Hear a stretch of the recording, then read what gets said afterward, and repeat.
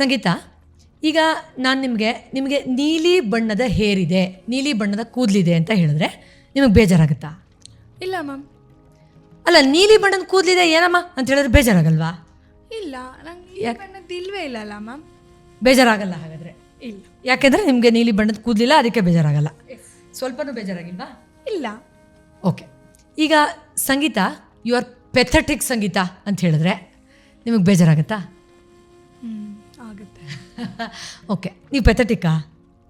ಇಲ್ಲ. ಮತ್ತು ಬೇಜಾರು ಯಾಕಾಯ್ತು? ನೀವು ಹೇಳಿದ್ರಲ್ಲ ಇರ್ಬೋದು ಅಂತ. ಅರೆ ವಾ, ಎಸ್. ಅಂದರೆ ಎಲ್ಲೋ ಒಂದು ಕಡೆ ಸಂಗೀತಂಗೆ ನಾನು ಪೆಥಟಿಕ್ ಇರಬಹುದಾ ಅನ್ನೋದಿದೆ, ಅದಕ್ಕೆ ಟಕ್ಕಂತ ಬೇಜಾರಾಯಿತು. ಆದರೆ ನೀಲಿ ಬಣ್ಣದ ಕೂದಲಿದೆಯಲ್ಲ, ಏನಮ್ಮ ಇದು ಕೂದಲು ನೀಲಿ ಬಣ್ಣ ಅಂದಿದ್ದಕ್ಕೆ ನಿಮಗೆ ಒಂಚೂರು ಬೇಜಾರಿಲ್ಲ, ಯಾಕಂದರೆ ನಿಮಗೆ ಪಕ್ಕಾ ಗೊತ್ತು ನಿಮಗೆ ನೀಲಿ ಬಣ್ಣದ ಕೂದಲು ಇಲ್ಲ ಅಂತ. ಅದಕ್ಕೆ ಕರೆಕ್ಟಾ? ಹೌದು.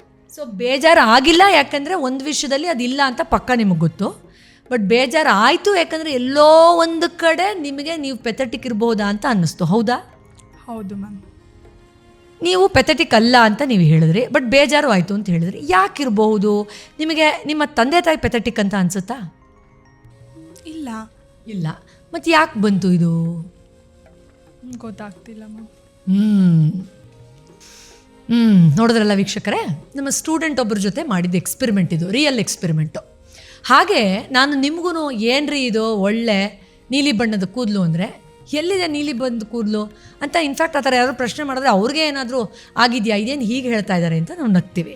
ಅದೇ ನಿಮಗೆ ಕೊಬ್ಬು ಜಾಸ್ತಿ, ನಿಮ್ಗೆ ತಲೆ ಸರಿ ಇಲ್ಲ, ನಿಮಗೆ ಹುಚ್ಚಿಡ್ದಿದೆಯಾ, ನಿಮಗೆ ದುರಾಂಕಾರ ಜಾಸ್ತಿ, ನೀವು ಯಾಕೆ ಹಿಂಗೆ ಆಡ್ತಾ ಇದ್ದೀರಾ, ನಿಮಗೆ ದರ್ಪನ ಅಂತೆಲ್ಲ ಹೇಳಿದ್ರೆ ಅಯ್ಯಯ್ಯೋ ಅಂತ ನಾವು ಬೇಜಾರಾಗಿ 10 ತಿಂಗಳಾನ್ಗಟ್ಲೆ ಅದ್ರ ಮೇಲೆ ಕೊರಗ್ತೀವಿ. ಯಾಕೆ ಅಂದರೆ ಆ ಭಾಗದ ಒಂದು ಅಂಶವನ್ನು ನಾವು ನಂಬ್ತೀವಿ. ನಾನು ಸ್ಟುಪಿಡ್ ಅಂತಾನೋ, ನಾನು ಡುಮ್ಮಿ ಅಂತಾನೋ, ನಾನು ಸರಿ ಇಲ್ಲ ಅಂತಾನೋ, ನಾನು ಕೊಬ್ಬು ಅಂತಾನೋ, ನಾನು ಲೇಜಿ ಅಂತಾನೋ ನಂಬ್ತೀವಿ, ಅದಕ್ಕೆ ನೋವಾಗೋದು ಅಲ್ವಾ? ಈಗ ನಾನು ಸಂಗೀತ ಅವ್ರನ್ನ ಒಂದು ಪ್ರಶ್ನೆ ಮಾಡಿದೆ, ಸಂಗೀತ ನಿಮ್ಮ ತಂದೆ ತಾಯಿ ಪೆಥಟಿಕ್ ಅಂತ ನೀವು ನಂಬ್ತೀರಾ? ಇಲ್ಲ ಮೇಡಮ್, ಇಲ್ಲ, ಖಂಡಿತ ಇಲ್ಲ. ಹಾಗಾದರೆ ಬೇರೆ ಯಾಕೆ ಬಂತಮ್ಮ ಅಂದಾಗ ಶಿ ವಾಸ್ ಕನ್ಫ್ಯೂಸ್ಡ್. ಗೊತ್ತಾಗಲಿಲ್ಲ ಅವ್ರಿಗೆ ಏನು ಹೇಳಬೇಕು ಅಂತ. ಎಲ್ಲೋ ಒಂದು ಕಡೆ ಸಂಗೀತನಿಗೆ ತನಗಾದ ಅನುಭವಗಳ ಪ್ರಕಾರ ಯಾರೋ ಸಂಗೀತನ ನೀನು ಪೆಥಟಿಕ್ಕೋ, ನೀನು ಸರಿ ಇಲ್ಲ, ನಿನ್ನ ಲಾಲಾಯಕ್ಕೋ, ನಿನ್ನಲ್ಲಿ ಏನೋ ಕೊರತೆ ಇದೆ ಅಂತ ಖಂಡಿತ ಹಲವಾರು ಕಾರಣಗಳಿಗೆ, ಕೆಲವರು ಹೊಟ್ಟೆ ಕಿಚ್ಚಿಗಿರಬಹುದು, ಕೆಲವರು ಇವ್ರಿಗೆ ನೋವು ಕೊಡೋದಕ್ಕೋಸ್ಕರ ಇರಬಹುದು, ಕೆಲವರು ಇವ್ರ ಮೇಲೆ ಕಾಂಪಿಟೇಷನ್ಗಿರಬಹುದು, ಕೆಲವರು ಇವರಿಂದ ಅವ್ರಿಗೆ ಸ್ಯಾಟಿಸ್ಫ್ಯಾಕ್ಷನ್ ಆಗ್ತಾ ಇಲ್ಲ ಅಂತ ಇರಬಹುದು, ಅಥವಾ ಇವ್ರ ಪ್ರಕಾರ ಅವರಿಲ್ಲ, ಅವ್ರ ಪ್ರಕಾರ ಇವರಿಲ್ಲ ಅನ್ನೋ ಧೋರಣೆಯಲ್ಲಿ ಈಗೋಲಿರಬಹುದು, ಹೇಳಿರ್ತಾರೆ. ಆದರೆ ಸಂಗೀತ ಅವರ ಈ ಒಪಿನಿಯನ್ನ ಇವರ ಪರಮಸತ್ಯ ಮಾಡಿಕೊಂಡು ಅದನ್ನು ಹೊಟ್ಟೆ ಒಳಗಡೆ ಟೈಟಾಗಿ ಲಾಕ್ ಮಾಡ್ಕೊಂಡಿದ್ದಾರೆ. ಅದಕ್ಕೆ ಪೆಥಟಿಕ್ ಅಂದ ತಕ್ಷಣ ಅದು ಅವ್ರ ಮೇಡಮ್ ಅವ್ರ ಟೀಚರ್ ಆದರೂ ಪರವಾಗಿಲ್ಲ, ಅಯ್ಯೋ ಇವ್ರು ಹಿಂಗೆ ಅಂದ್ಬಿಟ್ರಲ್ಲ ಅಂತ ಇನ್ನೂ ಡೀಪಾಗಿ ನೋವಾಗುತ್ತೆ. ವೀಕ್ಷಕರೇ, ಈ ವಿಡಿಯೋ ಮಾಡ್ತಾ ಇರೋ ಉದ್ದೇಶ ಏನಪ್ಪ ಅಂದರೆ, ಆತ್ಮವಿಶ್ವಾಸ ಅನ್ನೋದು ಸುಮ್ಮನೆ ಹಾಗೆ ಬರಲ್ಲ. ನಿಮ್ಮ ಬಗ್ಗೆ ನಿಮಗೇ ಗೊತ್ತಿಲ್ಲದೆ ನೀವೇ ಬೇರೆಯವರಿಂದ ತೊಗೊಂಡಿದ್ದೀರೋ ಅಥವಾ ನೀವೇ ಡೆವಲಪ್ ಮಾಡ್ಕೊಂಡಿದ್ದೀರೋ, ಹಿಡ್ಕೊಂಡಿರೋ ಈ ಥರದ ಕೆಲವೊಂದು ನಕಾರಾತ್ಮಕ ಅಂಶಗಳಿದೆ. ಅದನ್ನು ಬಿಡುಗಡೆ ಮಾಡಿಕೊಳ್ಬೇಕು.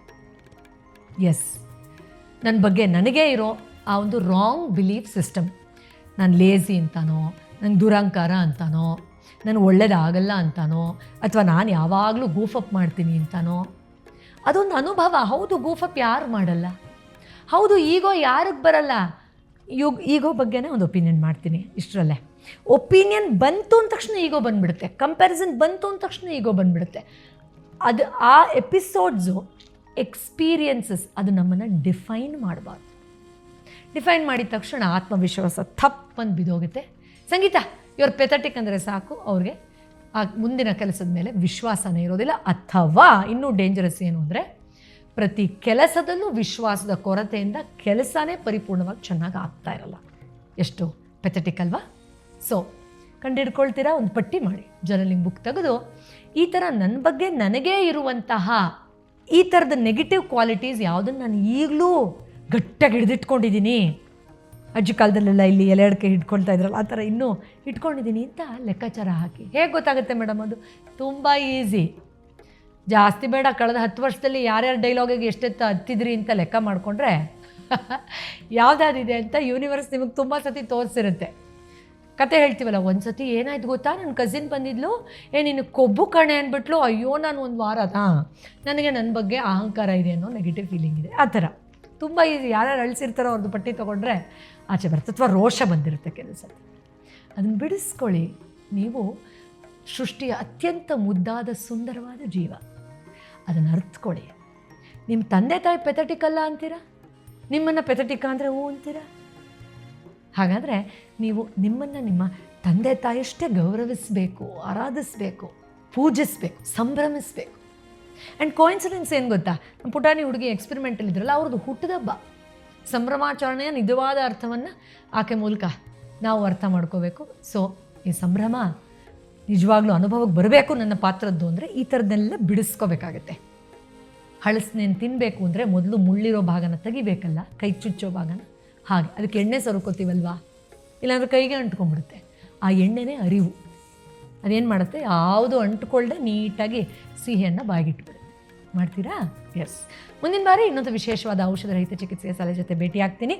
ಮುಂಬರುವ 21 ಡೇಸ್ ಮ್ಯಾನಿಫೆಸ್ಟೇಷನ್ ಮ್ಯಾಜಿಕ್ ಪ್ರೋಗ್ರಾಮ್ ಇನ್ನೇನು ಕೆಲವೇ ದಿನಗಳಲ್ಲಿ ಶುರುವಾಗ್ತಾ ಇದೆ. ನೀವು ಕೂಡ ಜಾಯ್ನ್ ಆಗಿ ಸಾವಿರಾರು ಜನ ತಮ್ಮನ್ನು ತಾವು ಹೇಗೆ ಆನಂದದಿಂದ ಅನುಭವಿಸಿದರೋ ಅದಕ್ಕೆ ನೀವು ಕೂಡ ಭಾಗಿಯಾಗಬಹುದು. ಆ್ಯಂಡ್ ನಮ್ಮ ವಾಟ್ಸಪ್ ಚಾನಲ್ನ ಫಾಲೋ ಮಾಡಿದ್ರೆ ಪ್ರತಿನಿತ್ಯ ಈ ಥರದ ವೆಲ್ನೆಸ್ ಟಿಪ್ಸನ್ನು ನೀವು ಫಾಲೋ ಮಾಡಬಹುದು. ಮತ್ತೆ ಸಿಗ್ತೀನಿ. ಎಲ್ರಿಗೂ ಒಳ್ಳೆಯದಾಗಲಿ. Thank you so much. ನಮಸ್ಕಾರ.